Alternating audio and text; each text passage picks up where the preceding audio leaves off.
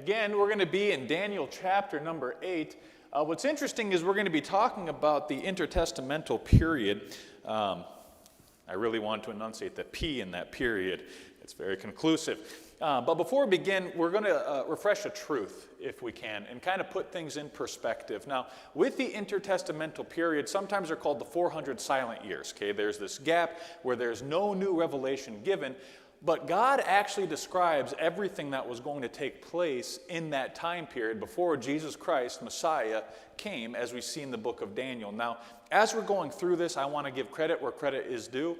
We're doing a crash course, okay, through history of 400 years. So we're not going to be discussing every detail, every intricacy. So I highly recommend, if you want to get that intricacy in Daniel, okay, listen to Pastor Skeving's messages that he's been doing on Wednesday night through the book of Daniel as he breaks down verse by verse everything that we're talking about today.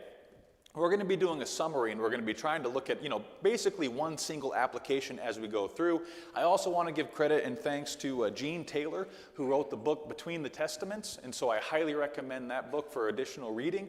And then Brother Venom, as he teaches a class on Between the Testaments, and I, cribbed a lot of his stuff from his PowerPoint slides. So all the dates, all the names, all the places, hey, there's a lot of additional reading that you can do, but we have about 35 minutes, and so this is not going to be, exhaustive by any stretch of the imagination. But the thing that I want to kind of keep in mind and in the forefront as we're going through this passage in Daniel chapter 8 is that God is absolutely 100% in control. He knows what's going on. He's very well aware of every situation that's taking place. He knows what's going to happen. He knows the different kingdoms that are going to rise, that are going to fall. He knows the different rulers. He knows the things that are going to take place, and there is nothing that is outside of the control of God. I was discussing this lesson with my dad this week. We were doing some work together, and so as we're working, we're talking, we're going over this passage, and something that he mentioned that I believe is true is that, this intertestamental period is kind of like the book of Ruth. In the book of Ruth, okay, the name of God is, the book of Ruth, no. Yeah, it is Ruth, okay. You never see the name of God actually listed out and said. Okay? Is it Esther? I'm hearing a whisper of Esther. I wrote down the wrong name. I'm sorry, excuse me. I was just talking to Brother Lindsay a second ago. I'm not at 30% charge, okay, but we're getting, up, okay, so maybe 60%. So if you notice there's something on, hey, that's what's going on. Anyway, but we'll talk about that today. Anyway, you never see God mentioned by name, okay? He's never specifically said this is what God is doing, okay? Yet you can see God's fingerprints. If I can say, you can see this current running through the entire book of Esther, that you see God is in control. He is setting things up where everything works together for good to them that love God, to them who are the called according to his purpose. Now, everything that we're going to be looking at is dealing with the nation of Israel in particular. Okay? And so even in this vision, as Daniel receives it, we switch from Aramaic, back into the Hebrew language. This is a Jewish vision for the Jewish people. And so there's lots of other history that's going on, but the Bible never talks about, Attila the Hun or the Mongol hordes or lots of other historical things that are going on. It's centered on the nation of Israel and to Daniel the prophet here. Anyway, God is actively involved in all those things as well. The Bible says in our memory verse in Jeremiah chapter 33, verses 7 through 8, "And I will cause the captivity of Judah and the captivity of Israel to return, and will build them as at the first. And I will cleanse them from all their iniquity, whereby they have sinned against me, and I will pardon all their iniquities, whereby they have sinned, and whereby they have transgressed against me."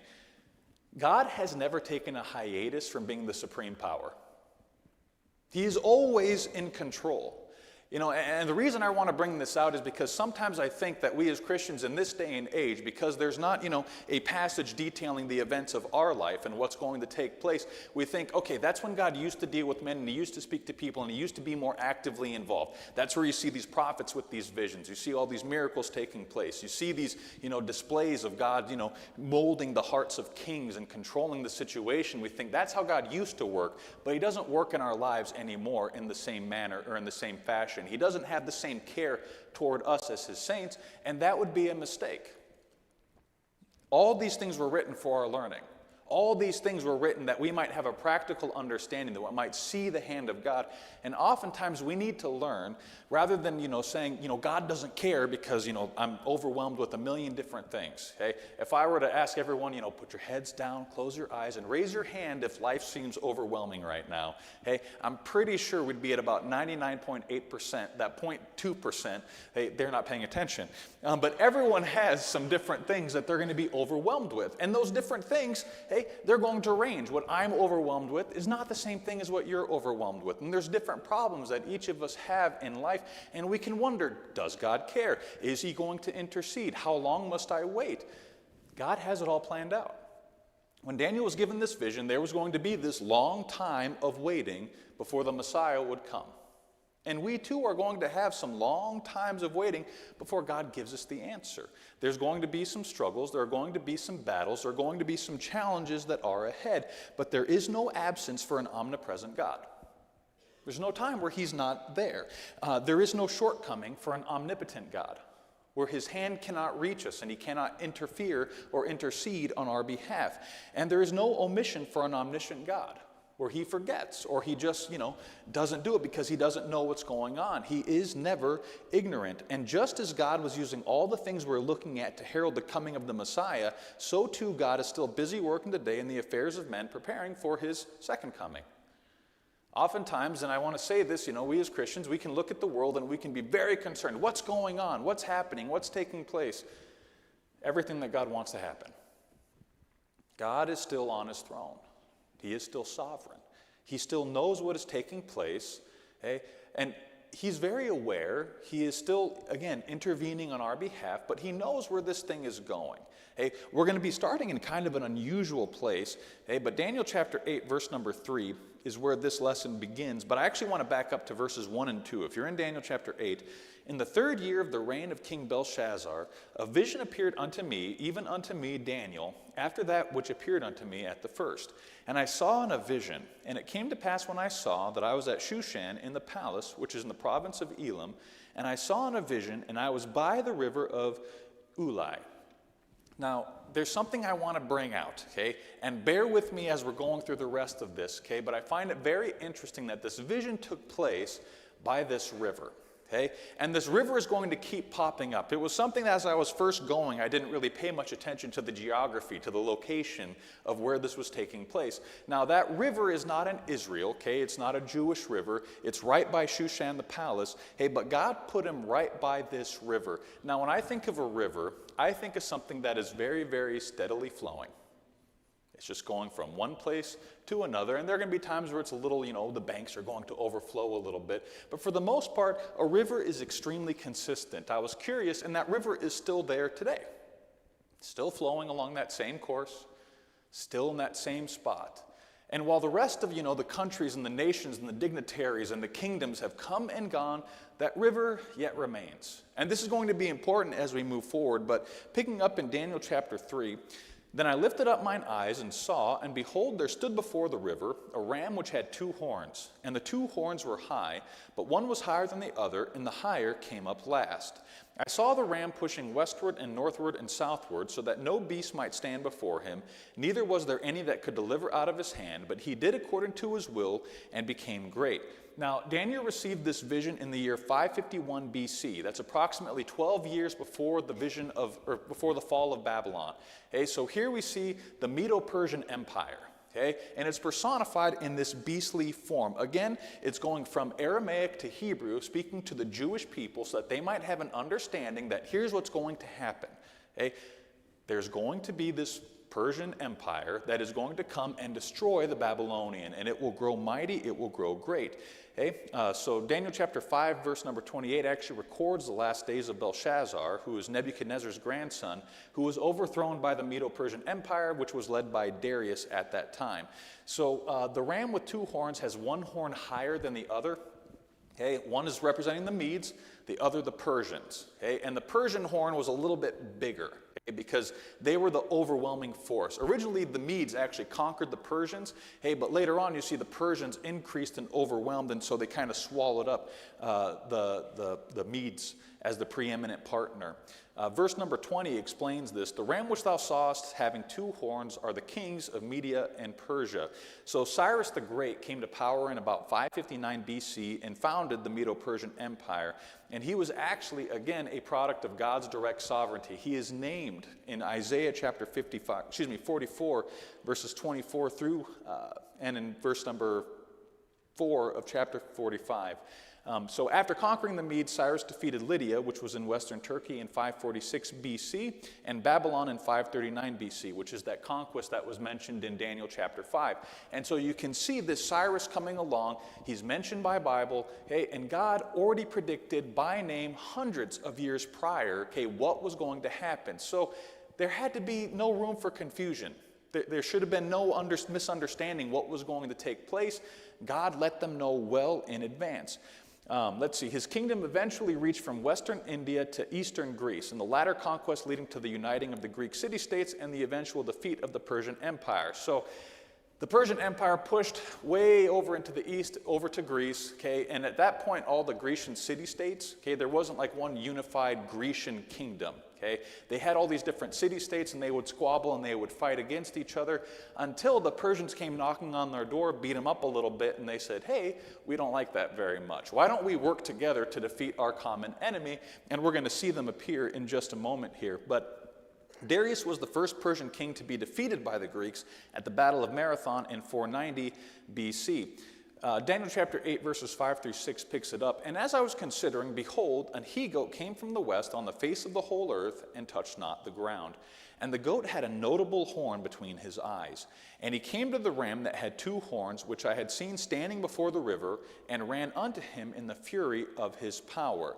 So here comes this he-goat that you can read about in verses 5 through 12 of Daniel chapter 8. Came from the west, Greece, not touching the ground as it came. This is speaking of Alexander the Great and his kingdom. His father was Philip of Macedon. He started, amassing these armies. He was killed in battle. And so Alexander the Great took over when he was still a young man, and he went on some campaigns, and the man was on a mission. Let's see, the he-goat utterly destroyed the ram. The thorough defeat of the Persians by the Greeks is well documented.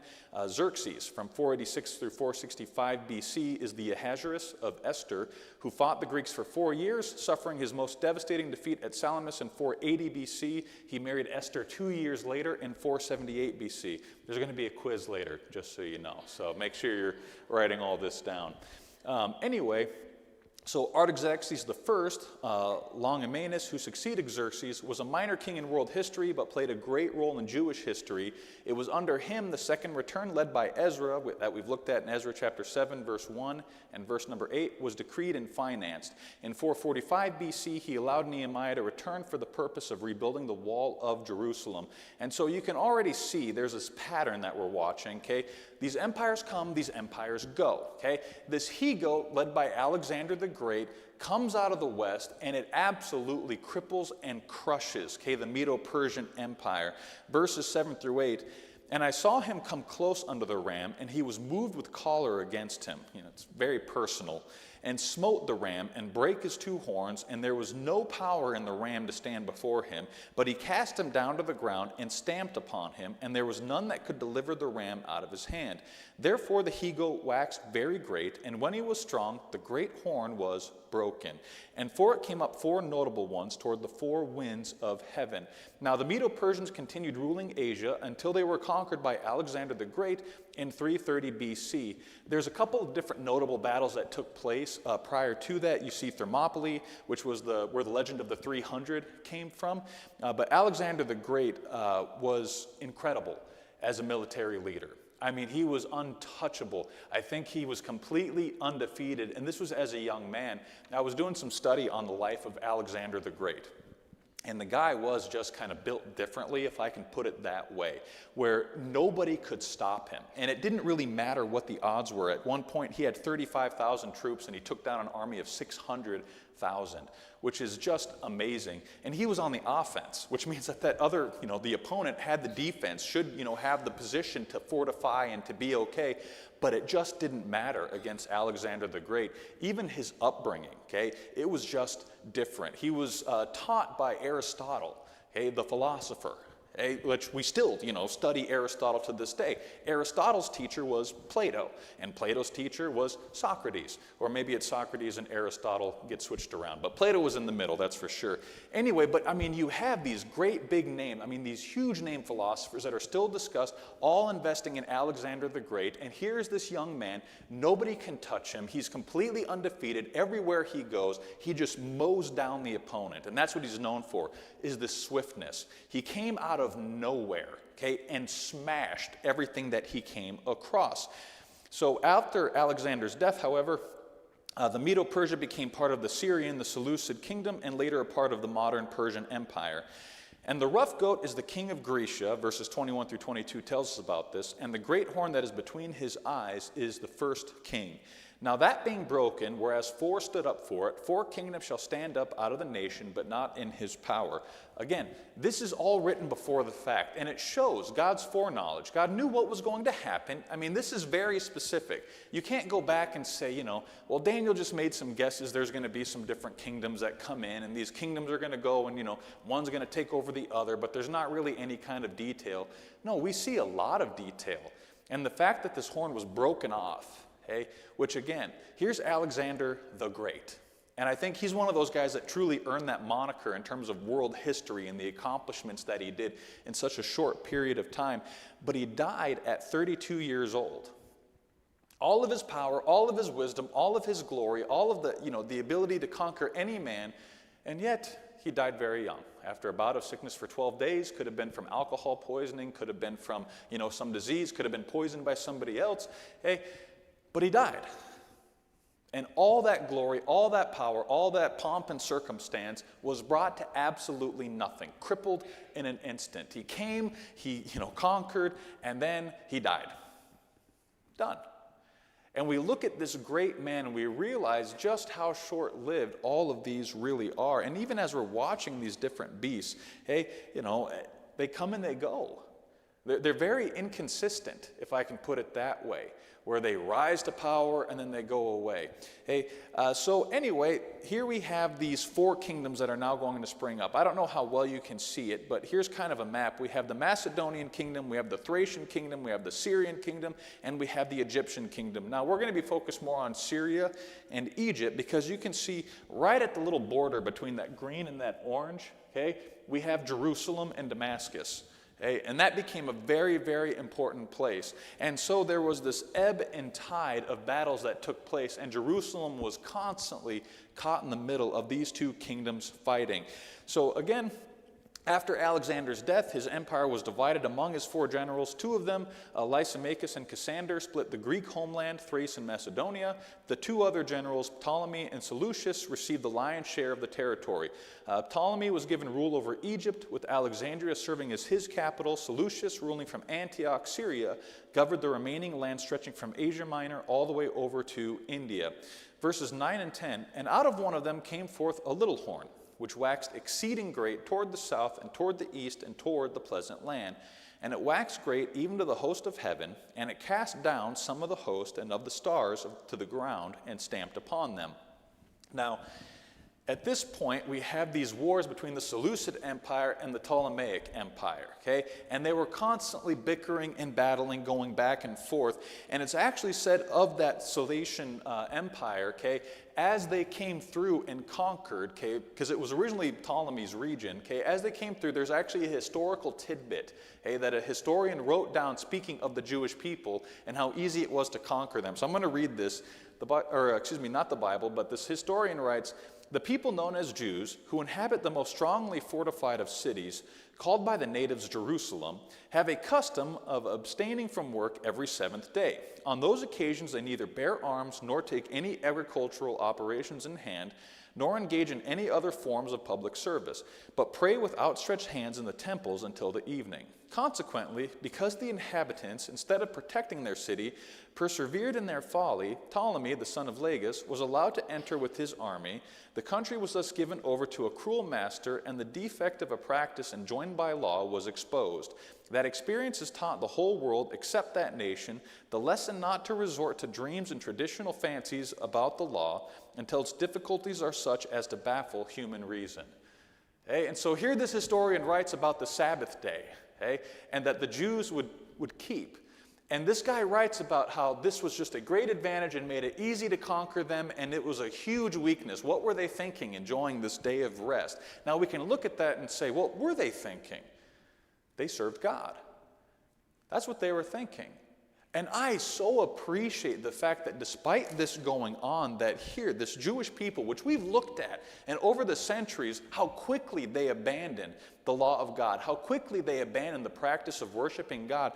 But here is this historian writing about how they continued to keep that Sabbath day, how important it was to them. And I marvel at their faithfulness in this time. And I believe that this pleased God as well, because we see he preserved the people. He told them what was going to happen. He knew what was going to take place.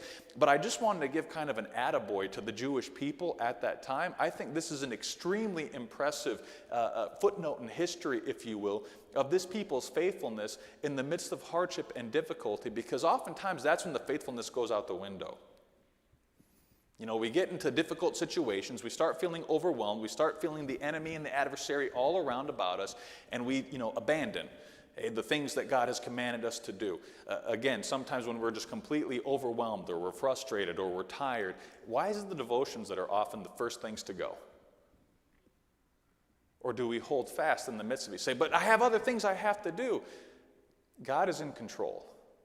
And here we see, even though, they may have, quote unquote, suffered, it makes no difference. There's going to be difficulties whether they obeyed God or whether they didn't. I think this honors God. And I think God honored them and he protected and preserved them, because here we see Jerusalem continues to remain.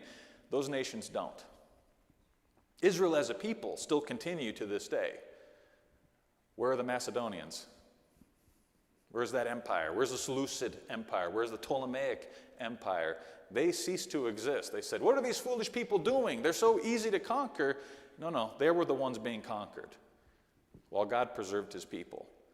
And we need to remember that as we're going through all the different problems that life has to offer, as we have these different beasts that are going to come upon us, eventually they're destroyed.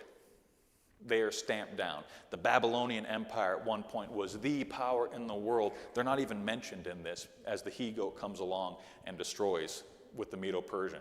And then from there, we see Alexander the Great and his army come and completely annihilate them. And we see the same pattern continue through, where they're there, and then all of a sudden they are gone.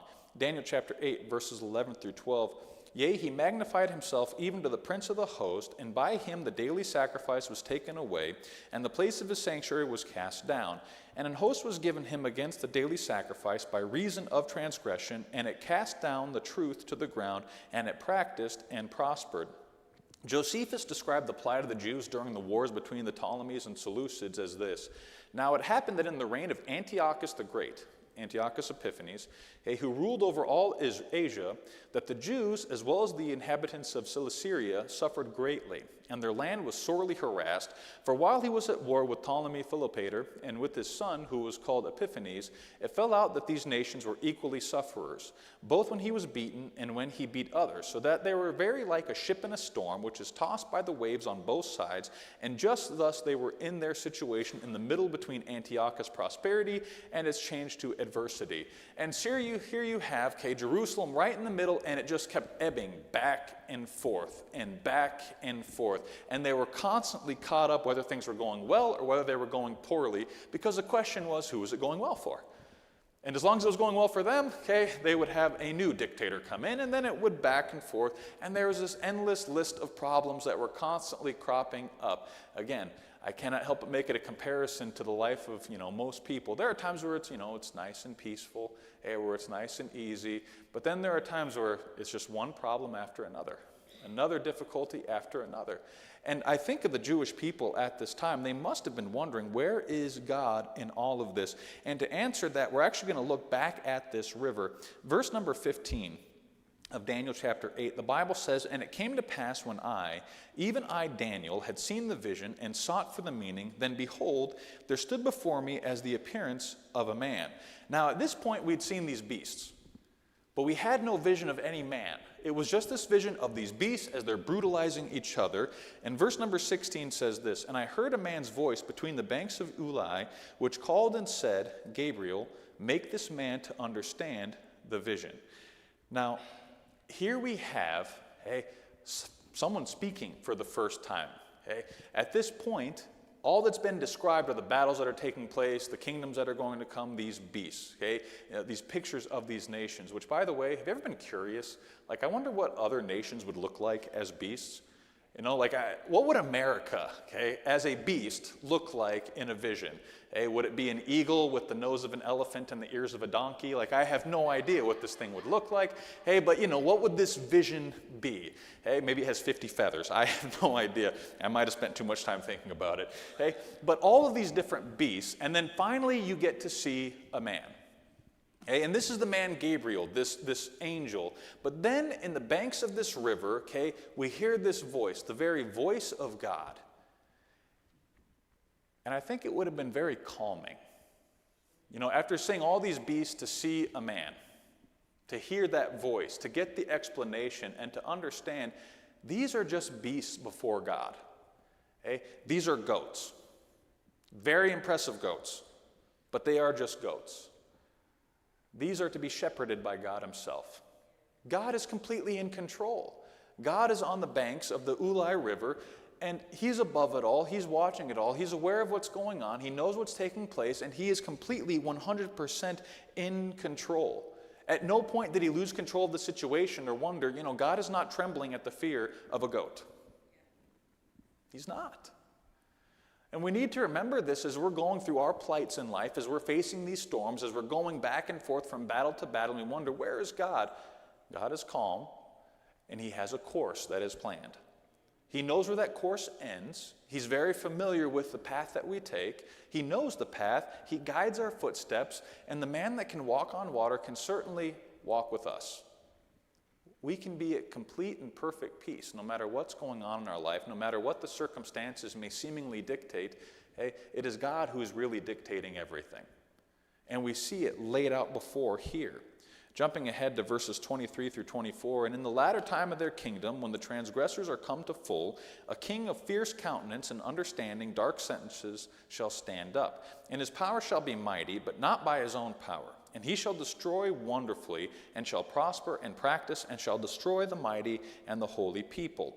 Under the Seleucids, Israel suffered arguably the darkest days in its history, especially during the reign of Antiochus Epiphanes. Their ardent desire to Hellenize, they wanted to Hellenize everything and destroy Jewish culture, was met with intense resistance from many of the Jews. So they made a systematic attempt with an edict demanding that the fusion of all nationalities of the Seleucid Empire into one people. So they had to get rid of their national identities. You no longer identify as an Israelite or as a Jew. Now you're going to be a part of this Seleucid Empire. That's who you are. That's what you are. So Greek deities were to be worshipped by all. Conversely, the Jews were banned from worshiping God. They were banned from making the sacrifices. They were banned from even having the Bible. They were banned from the Sabbath.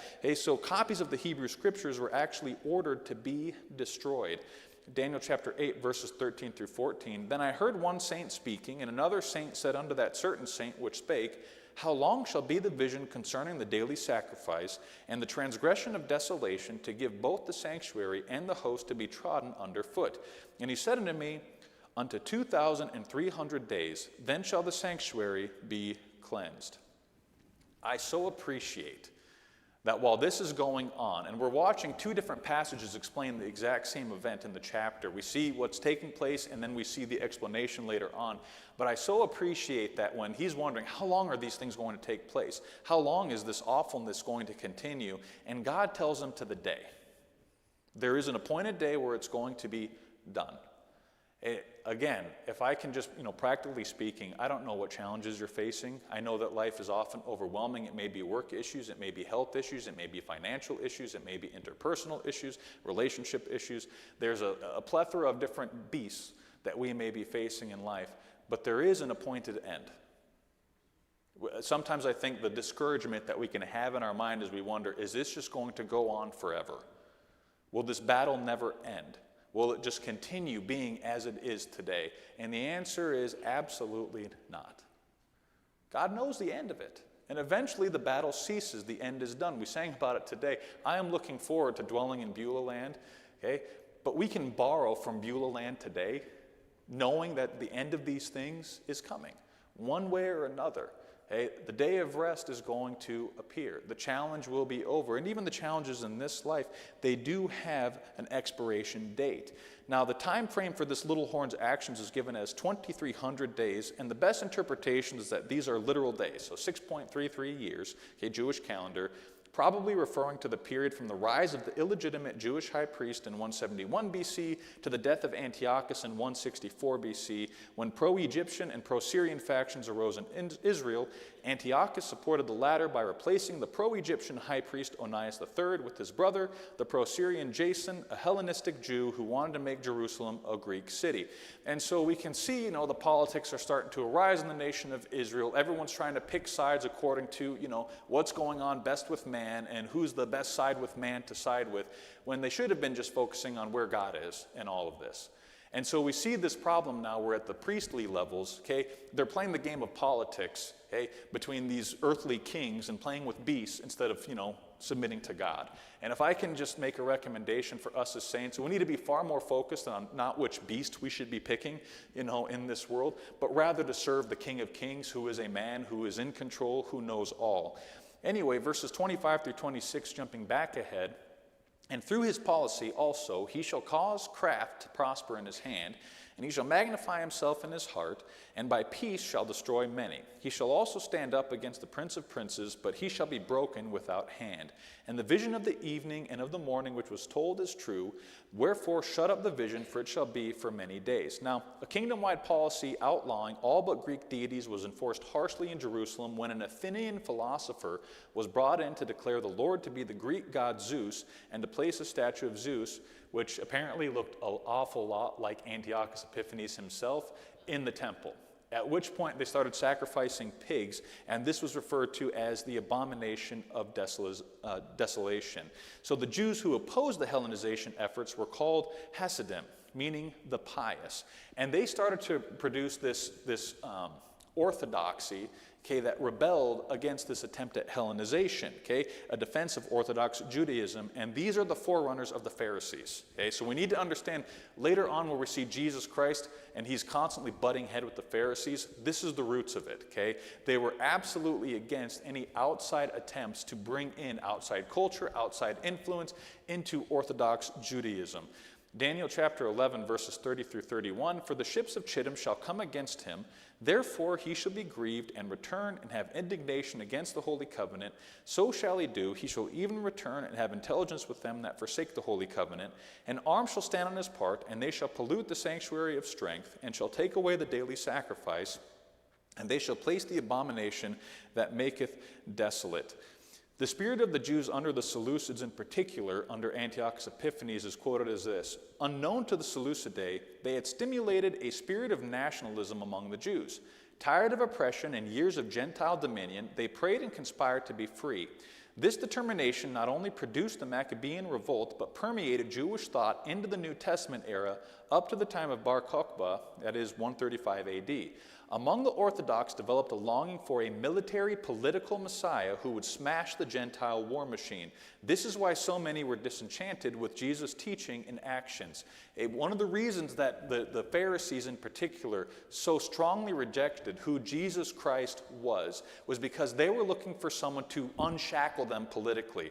Even the disciples themselves, they were looking for, when is the kingdom coming? When is the kingdom coming? The kingdom of God, the Israeli kingdom, because they were tired of being ruled by the Babylonians and the Persians and the Greeks and the Romans and every other empire. And so they were looking for this Messiah that would come and give them their political freedom. Daniel chapter 11, verses 32 through 33, and such as do wickedly against the covenant shall he corrupt by flatteries, but the people that do know their God shall be strong and do exploits. And they that understand among the people shall instruct many. Yet they shall fall by the sword, and by flame, by captivity, and by spoil many days. Now the Seleucid outrages against the Jewish people finally came to a head in the village of Modin, okay, which is just northwest of Jerusalem, about 168 BC. There was an elderly priest by the name of Mattathias Hasmoneus who was forced by a Syrian soldier to sacrifice to an idol. Okay? And so this soldier was compelling him, you must make this sacrifice. Okay? And this priest said, absolutely not. So another Jew stepped forward and said, well, I'll go ahead and make the sacrifice for you. Mattathias killed both the soldier and the Jew. Killed them both. Okay? The soldier for demanding that the sacrifice be made, this other Jew for actually bending the knee and doing the sacrifice. He killed them both, and so he became kind of an overnight sensation, a folk hero. Okay? And so the Maccabean revolt started at this point. Okay? Mattathias and his 5 sons, John, Simon, Judas, Maccabeus, Eleazar, and Jonathan, were soon joined by other zealous Jewish nationalists in carrying out a guerrilla war against the Seleucids. Verse number 34, now when they shall fall, they shall be holpen with a little help, but many shall cleave to them with flatteries. And some of them of understanding shall fall, to try them and to purge and to make them white, even to the time of the end, because it is yet for a time appointed. When Mattathias died, his son Judas Maccabeus, who was nicknamed as the Hammer, okay, cool nickname, led their followers, called the Maccabees, to Jerusalem, where in 165 BC, they entered the temple, removed evidence of idol worship, erected a new altar, and destroyed the statue to Zeus. The Maccabees celebrated an 8-day dedication feast called Hanukkah, the Festival of Lights, which Pastor Skeving went into more detail, but that's what Hanukkah is about, is the reclamation of that temple. And its reconsecration. It began exactly 3 years after Antiochus Epiphanes desecrated the temple, and it became an annual festival celebrated in December, and Jesus Christ himself actually celebrated it in John chapter 10, verse number 22. Back in Daniel 9:23, at the beginning of thy supplications the commandment came forth, and I am come to show thee, for thou art greatly beloved, therefore understand the matter and consider the vision. God's love was such toward his people that he wanted them to understand what was going to take place so that they were prepared for the battles that were ahead, where they knew that God was completely in control. And we have verse after verse after verse attesting to the exact same thing. God was so specific with these prophecies that Alexander the Great, upon his conquering of the Medo-Persian Empire, he came back to Jerusalem on his return trip, and when he was there, someone opened up the scroll of Daniel, according to history, and Josephus himself, and he showed, the passage in Daniel talking about this great notable horn that would come up, that would destroy this empire, and it said that Alexander the Great read the scripture, and he's like, yeah, that's talking about me, which is just really interesting, isn't it? It's like, I wonder if he read the next verse where he saw it was broken off, and he was like, that's strange, because it was only a matter of months when that actually took place. But it's absolutely incredible, and the peace that we can have knowing this. Now, we can continue on with the Maccabean revolt, But basically, they came to power. He declared himself... like Judas the Hammer, he actually died. He was murdered by a Syrian general. And then Simon succeeded him. He proclaimed their independence, and so Simon kind of became this kingly figure, if you will. He also declared himself to be high priest, which started the Hasmonean dynasty, which continued on for quite a while until they got in bed with the Romans, because the Romans came in. That's the final power that you see in the days of Jesus Christ. Daniel chapter 9, verses 24 through 25. 70 weeks are determined upon thy people and upon thy holy city to finish the transgression and to make an end of sins and to make reconciliation for iniquity and to bring in everlasting righteousness and to seal up the vision and prophecy and to anoint the most holy. Know therefore and understand that from the going forth of the commandment to restore and build Jerusalem unto the Messiah the Prince shall be 7 weeks, and 62 weeks the street shall be built again and the wall, even in troublous times. Verse 25, and after 62 weeks shall Messiah be cut off, but not for himself. And the people of the prince that shall come shall destroy the city and the sanctuary, and the end thereof shall be with the flood unto the end of the war. Desolations are determined. So here we have these 62 weeks, 434 years, beginning in 405 BC, marking the period between the completion of the rebuilding and the cutting off of Messiah for others in 29 AD. So if we can just kind of, pause here with the history lesson, we could go into General Pompey and the northern acquisition of Israel and all those different territories, but you and I both will not remember, And so here's the thing, the stage is set. We have watched this people that have been prepared for 400 years for the Messiah to enter in. This is what Daniel is talking about. Through all this trouble, through all this difficulty, they were given a hope. And that hope was Jesus Christ himself. That's who they were supposed to be looking to and waiting for. That was the timeline. They were looking to him. And we need to understand the same thing. With whatever beast it is that you're facing in your life, forget about the beast. We can endure by the grace of God. Okay, he is in control. Continue to look to Christ. He has come. He is coming again. But he is also continuing to work in our lives. And if we would keep our eyes on him throughout all the difficulty, throughout all the details, okay, again, all these different details, very interesting. But they really don't matter in comparison to Christ. He gives us those details so that we can have assurance and we can know that God is aware. But isn't it a wonderful thing, hey, to just know, like, hey, I don't have to worry about it because God has already figured it out. There are certain problems where, I like to use someone else to prepare my taxes because I don't like to sit down and worry about all the different details. So I pay somebody else to do it. So I just talk to them and they tell me it's okay, and okay, it's good. Same thing with repairing a vehicle. I don't need to know every intricacy of all the different details of every vehicle that I've owned and all the different problems. I just need to know a good mechanic. I don't need to know all the different political machinations that are going on. I also don't need to know every, scientific breakthrough that is, really concerning. I don't need to know all the different, every potential problem that could arise in my life due to the difficulties that I'm having. I just need to know Jesus Christ. If I know him, I know he's going to take care of everything. And so like a child with childlike faith, when dad says it's okay, it's going to be fine. Our Father, which is in heaven, he tells us, everything is fine. Everything is progressing according to plan. Don't worry about it. Doesn't mean that there's not going to be struggles, there's not going to be battles, there's not going to be opportunity for worry and faith. Hey, but the Bible says that perfect love casteth out fear. And so when we start looking at the situations in life and all the different beasts and all the different details, and we start getting, completely inundated with the facts, what we need to do is get our eyes off the monster and onto the master. Let him calm us down. Let us have a peace from our potentate awaiting his arrival. Okay? For he is coming again.